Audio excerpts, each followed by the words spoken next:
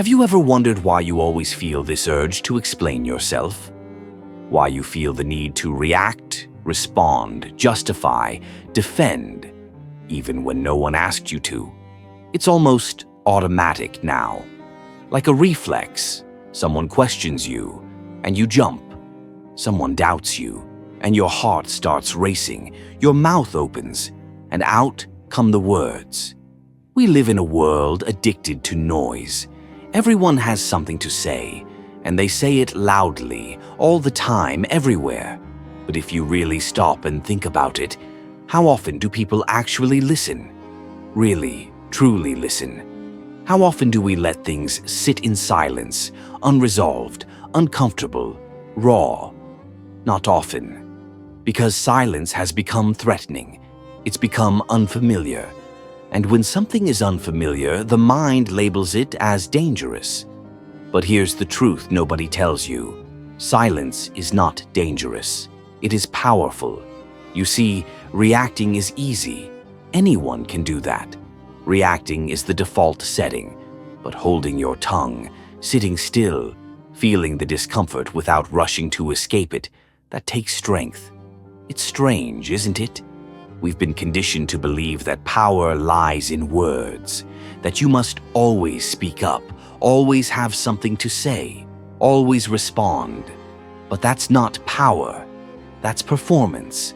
That's survival. That's fear dressed as confidence. Nietzsche had a very different view. He didn't believe power was loud. He didn't believe it looked like dominance or control over others. No, to him, true power, real, lasting power, was internal. It was restraint, the ability to master oneself, especially when the world tries to pull you out of alignment. He saw silence not as weakness, but as a strategic force, a way to remain centered while others lost themselves, a weapon even, but not one of violence, one of presence, of mystery, of groundedness. And think about it. How often have you spoken too quickly and regretted it? How often has the need to prove something only revealed your own insecurities? How many battles have you fought with words that didn't need to be fought at all? The more you react, the more you reveal. You give people a map to your emotions. You show them what gets to you. You show them your wounds. But when you stay silent, they don't know. They guess. They project. And in that uncertainty, you gain power. The most dangerous person in the room is not the one who speaks the most.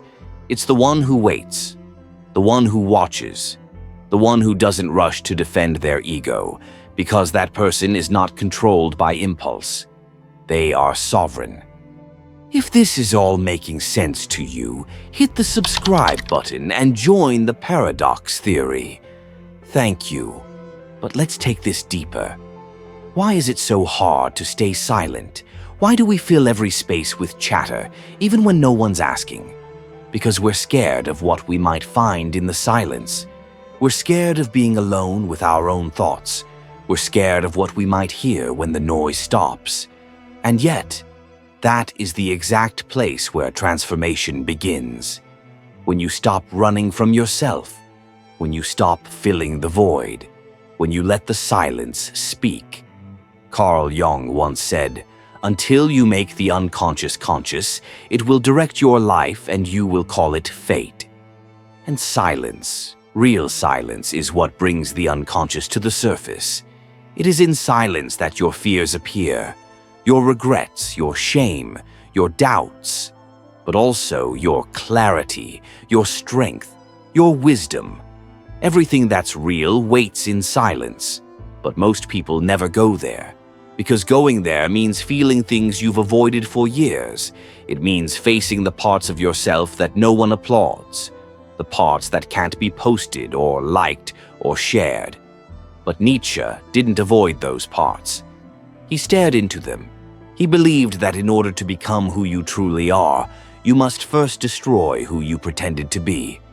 And silence is the beginning of that destruction. It's the moment the mask starts to crack. So let me ask you something directly. Who are you when no one's watching? Who are you when there's no applause? Who are you when the room goes quiet? That's the real you. That's the self underneath the performance. And if you've been disconnected from that self, it's not your fault. You were raised in a world that told you your value comes from doing, from speaking, from showing, from proving. But Nietzsche's work is a reminder that being is more important than doing, that presence matters more than presentation, that the real work isn't external, it's internal. And when you begin doing that internal work, something amazing happens. You start choosing when to speak instead of needing to. You start observing instead of reacting. You start holding your energy instead of leaking it everywhere. You begin to develop what Nietzsche called the Übermensch, not as a superior person who controls others, but as a person who has learned to control themselves. This isn't a path for everyone. Most people will keep reacting, keep explaining, keep drowning in noise, but some, a few, will begin the work of restraint, of self-mastery, of silence.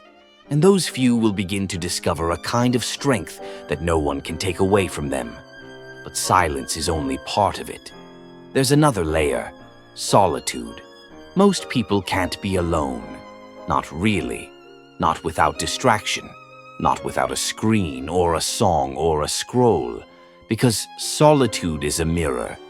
It shows you everything you've buried, everything you don't want to see. But Nietzsche saw solitude as sacred, as necessary, as a furnace where character is forged.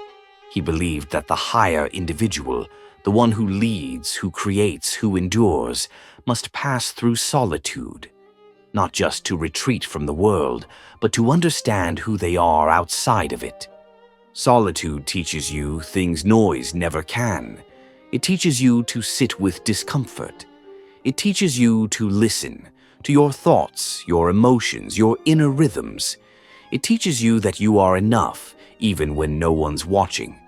And from that place, your silence becomes something else. Not empty, not defensive, not fearful, but full of insight, full of strength, full of grounded, unshakable presence. This is what Nietzsche meant when he talked about the will to power. Not the power to dominate others, but the power to transcend yourself, to master your impulses, to create your life from the inside out. And in a world that is louder than ever, that kind of quiet strength is revolutionary. Because when you become comfortable in your own silence, the world loses its grip on you. You stop chasing validation. You stop fearing judgment. You stop explaining yourself to people who aren't even listening. You stop needing the world to understand you because you've begun to understand yourself. And that right there is freedom. It doesn't mean you'll never speak. It doesn't mean you isolate forever. It means that when you speak, your words are deliberate. They carry weight. They emerge from a place of clarity, not compulsion. And when you're silent, you're not retreating. You're standing firm. You're practicing restraint, not repression. You become someone others listen to, not because you're loud, but because you're rare. Because you have mastered the art of saying more with less. The world may not reward silence. It may not recognize self-restraint. But in time, you'll see. The more you master these things, the less you need reward, the less you crave recognition. Because you will have found something far more powerful. Yourself.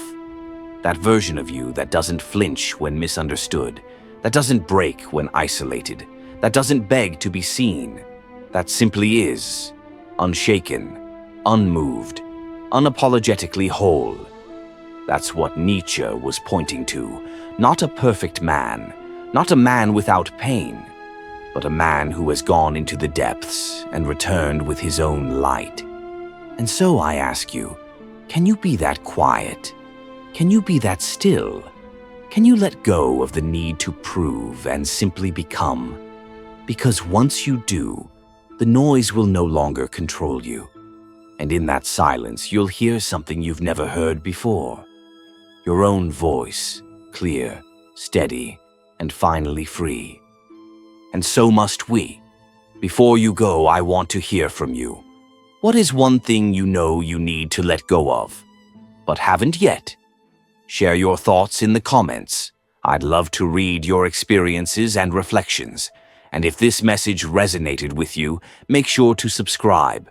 It's important, much more than you imagine. And trust me, the journey we're on together is just getting started. The next videos are going to go even deeper, so stick around. You won't want to miss what's coming next. See you soon.